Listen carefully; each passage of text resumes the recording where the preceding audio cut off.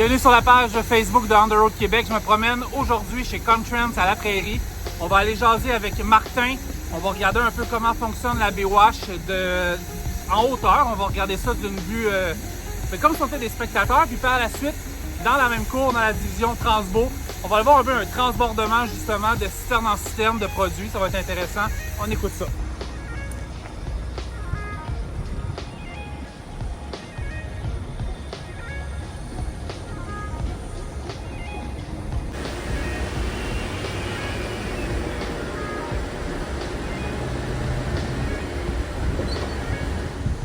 Francis de chez Contrans Transbo, c'est quoi que tu te prépares à faire ici? En gros, c'est pas compliqué, on s'apprête juste à transvider une citerne dans une autre. OK, fait que le produit qui est dans celle-là, ça va dans un autre. Fait que tu y vas de plug à plug? Exact, c'est aussi simple que ça, on change avec l'air, on le transvide avec l'air. On attend juste que la citerne sorte de l'avant. OK, parfait. Fait qu'elle, une fois qu'elle est arrivée, ta place à côté, ça prend combien de temps à peu près? OK. Tout dépendamment. C'est quoi, c'est l'effet, dans le fond, c'est que tu rouvres les valves, puis... Exact. OK. Une fois qu'on pressurise la citerne comme un gros ballon, Oui, oui, oui. puis une fois que c'est fait, ça va là. Peux-tu prendre... T'as C'est parlé, ça? Ah, let's go. Ouais, vas-y. Francis est occupé, il fait pipi.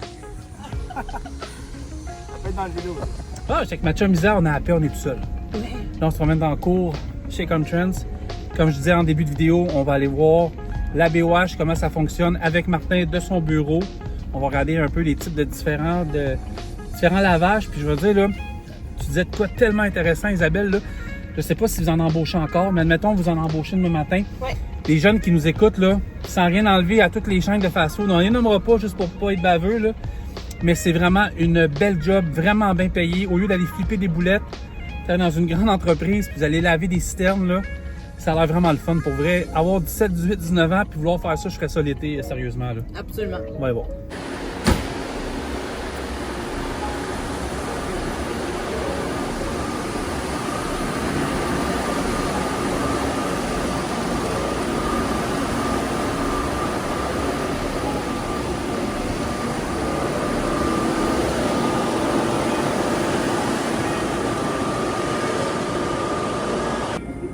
Comment ça marche, Martin, quand on lave des citernes à l'intérieur et à l'extérieur? Dans le fond, le lavage extérieur est fait manuellement par les employés. Puis tout ce qui est fait intérieur, donc ça va être en CIP, donc ça se dit en anglais Clean in Place. Le Clean in Place, c'est que dans le fond, ça se fait en circuit fermé. Pour le circuit fermé, tout va être automatisé. Donc nous, on a des ordinateurs de lavage, donc on est assez, on a mis nos systèmes assez technologiques pour que toutes les étapes se fassent automatiquement. Donc on évite l'erreur humaine dans notre processus. C'est un peu le but. Nous ici, la salle de lavage, on a 5 portes de lavage. Donc le département qui est complètement à gauche, le département de chimique. Au centre, on a le département alimentaire. Puis la dernière porte à droite, c'est le département de sucre. Donc on a la possibilité de laver autant des produits chimiques qu'alimentaires. La dernière porte, on parle de sucre parce qu'on a un client qui est quand même plus important. Puis c'est ce qui fait en sorte qu'on a dédié une porte juste à ces lavages-là. Pour maximiser un peu là. Puis l'extérieur, c'est pas juste pour la beauté aussi, c'est exigé pour les sites, hein, c'est ça? Pas tant. Okay. Non, c'est vraiment une question de c'est bon aussi, ouais. Puis d'isolation. OK. En fait. Parce que dans le fond, ce qu'on voit là, c'est l'extérieur. Il y a une isolation entre les deux. Donc, c'est comme une double paroi qui fait en sorte que tu vas pouvoir isoler ta citerne pour garder soit plus de chaleur ou garder plus de fraîcheur, selon ce qu'il y a de besoin. C'est quoi en moyenne le temps que ça prend pour l'intérieur? Ça va être estimé ou... C'est parce que c'est les températures qu'on lave. On va laver entre 160 et 180 degrés. Ça dépend des types de lavage. Donc, un lavage sucre, c'est 180, puis un lavage alimentaire, c'est 160. Puis ça doit avoir un temps minimal de 15 minutes en continu. OK. Ce cycle-là doit se maintenir là, pendant un certain temps. Ah, c'est intéressant. Puis une citerne là, va prendre environ 1h15, 1h30 à laver. Des citernes de type standard. Des fois, des chimiques peuvent prendre 2 à 3 heures, tout dépendant des produits là, qui sont plus collants ou plus faciles à laver que d'autres. Ça vient faciliter les choses pour les gars. C'est bon. Là, on voit en ce moment Arsène qui est dans la porte 5, dans la porte à droite complètement. Lui, il est en train justement de faire son extérieur complètement. L'arsène, ça fait déjà environ 4 ans qu'il est avec nous. On commence à avoir une belle stabilité au niveau là, des employés, une belle gang. C'est ça. Fait que lui, on a dans l'alimentaire en ce moment Jean-François qui est en train lui, de fermer. Donc, il y a tout le temps une inspection finale qui se fait au niveau des citernes. Il va, un coup que le technicien, lui, a terminé à faire, il a inspecté lui-même. On a un chef d'équipe qui, lui, va tout réinspecter, s'assurer que là, tout est conforme. Ah, je le vois, il est en train de... C'est ça. Fait que là, lui, en même temps, il met les scellés. Fait que lui, c'est comme s'il mettait son sceau d'approbation en scellant puis en allant signer les certificats de lavage qui vont être reliés à chaque citerne. Fait que là, elle est lavée, elle est propre et prête à faire un autre cycle, tout dépendant de la mission qu'elle a. Là. Exactement. Puis, est-ce que c'est toujours la même... Est-ce que... Attends, je recommence dans le fond. Est-ce que une de sucre, elle peut-tu faire un autre type de voyage après? Ça dépend des citernes. Généralement, ils vont être dédiés. OK. Ouais, c'est ça. Tu as donné le seul exemple presque qui va être dédié. Ça va aussi dépendre aussi de la certification de la citerne, si elle est cachère ou pas. Oui, je comprends aussi. On va avoir du dairy puis du cache-route. Fait que ça va dépendre un peu de ça. À ce moment-là, il y a des choses qui peuvent ne pas se mélanger. Mais en général, ils peuvent faire des différents produits. Ça prend un souci du détail faire ça, hein? Je les vois aller, là, puis ils en laissent pas échapper une pantoute. Là. Puis ils sont bien attelés, puis sécurité, puis... Oui. Ouais, bel job. Exact. Ah ben merci. T'en laves combien de citernes Ouais. par jour? On va laver entre 60 et 80 citernes par jour, tout dépendant des journées et évidemment des produits. Jour et soir, ça, dans le fond, là? Oui, dans le fond, nous, ici, on est 24/7, pratiquement 100%. OK. Ah, OK. Il y a plus les fins de semaine qu'on n'est pas à 100% OK. sur toutes les heures, mais la semaine, on est complet dans les heures de travail. Ah, ben merci. Fait que là, ça a l'air, je m'en vais dans une cage. On va aller voir ça là.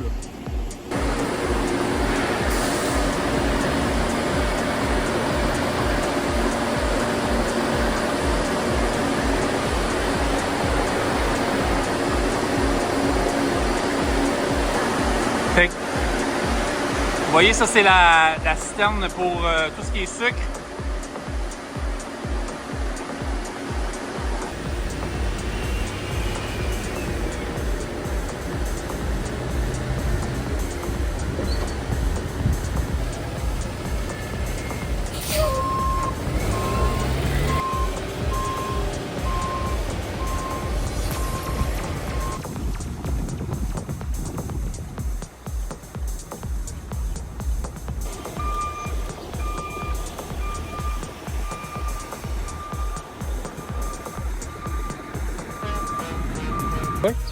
Dans le fond, on est rendu à quelle étape là? On vide un. C'est elle qu'on vide dans celle-là? Dans le fond, comme je disais tantôt, on travaille vite. Là, on a une tank pleine, on va vider dans une tank vide. Fait que là, à l'heure actuelle, lorsqu'on se parle, la citerne est bien pressurisée, prête à être pompée les vagues ouvertes. Fait que moi, il faudrait que je recule la manière que je t'habille, hein? Ouais. Exact. Ouais, parfait, c'est bon, excellent. Ça devrait être correct. OK. De toute façon, fait que là, tout est préparé. Il y a juste à ouvrir les... OK, parfait. OK.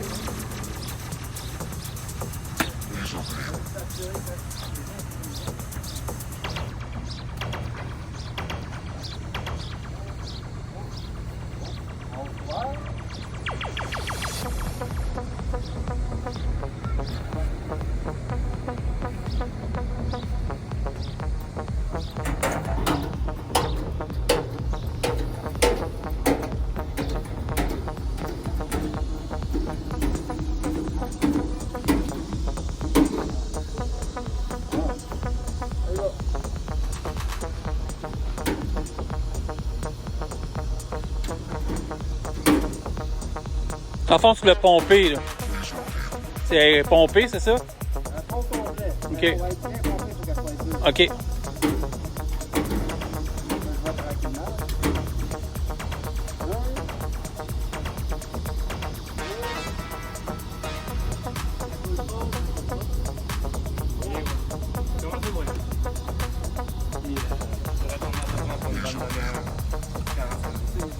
C'est quand même assez soft là, une fois que le whale est sorti. Comment tu fais pour savoir qu'il est vide? T'as une valve? Dans le fond, avec la pression, quand la citerne est vide, les hauts vont commencer à shaker. OK, je comprends. Puis OK. on va entendre OK. vu que c'est un voyage de pression, puis avec la pompe, la pression d'air, on va que quand la remorque va être vide, toute la pression d'air va faire vider les hausses, puis ils vont commencer à brasser. Les bulleteurs vont passer. Puis là, on sait que justement, elle est vide, puis c'est Là, c'est de l'huile qu'il y a dedans? c'est de l'acide L'acide? plastique. Oh, OK. Ben, Les gars, ils reculent d'un pas. ben, je dirais bien, on fait tout ici, là, tu sais, comme de Oh, tank à tank. C'est pas rare qu'on le fait, on le fait quand même. Ben, ce genre de procédé-là, c'est plus ou moins commun qu'on le fait, mais on fait tout. Là, wagon stand wagon.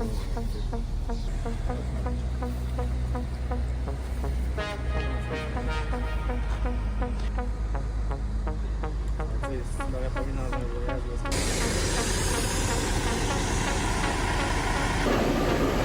On retourne dans le pick-up, évidemment. Hey, hey!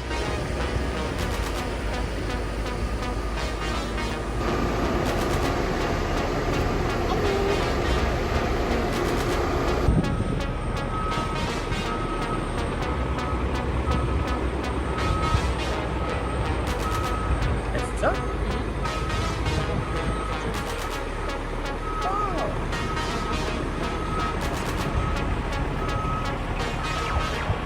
On a René qui est là, avec son beau sticker, Camionneurs Québec, on the road. On a de reculer. Paradis.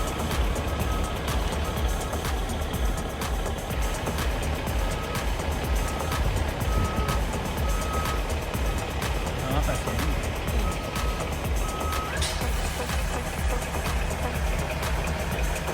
Je vais dire bonjour.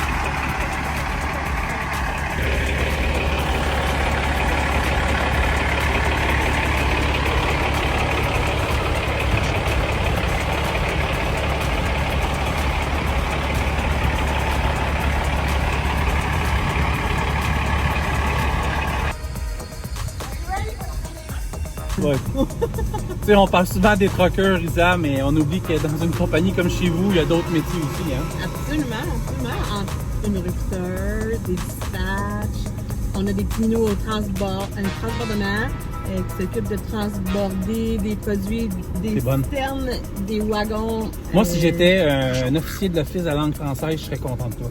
Oh my God! Ouais. En plus, j'ai les documents. Ben oui, c'est pour ça que je disais ça.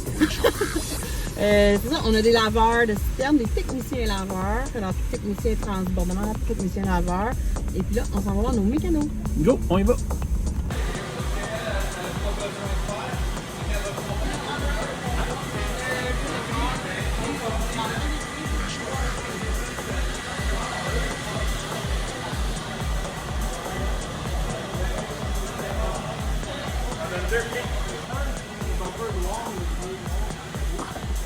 Hey, ça fait longtemps que je me suis pas assis dans un freight. Là, on est dans l'atelier mécanique chez Contrans. On se promène, on vient voir les mécanos. Ils ont pas mal de jobs, que ce soit du côté truck puis du côté citerne. On se promène, on regarde ça.